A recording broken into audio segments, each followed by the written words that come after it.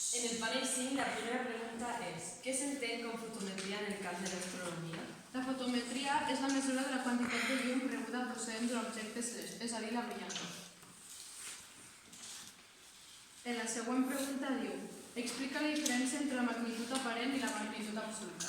La magnitud aparent és la mesura de la brillantor que es veu d'una estrella tenint en compte la distància en què està i la pròpia brillantor de l'estrella. Per tant, com més lluny estigui l'estrella, més brillarà.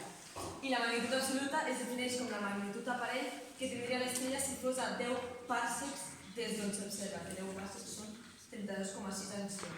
Per tant, la magnitud absoluta és intrínseca i només dona informació de com de brillant és realment l'estrella. La tercera pregunta diu què és l'extensió interestel·lar.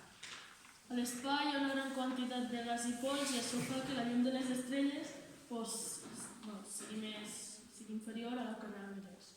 Llavors, per això la brillantor interestel·lar interfereix amb la brillantor de les estrelles i si això no es corregeix, les estrelles sembla que tinguin menys llum del que realment té.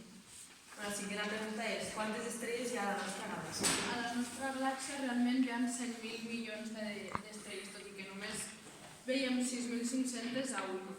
I l'última pregunta és que ens expliquis una curiositat sobre l'estrella polar. L'estrella polar no és l'estrella més brillant del planeta, del firmament, sinó que és la que està més a prop del pol nord celeste.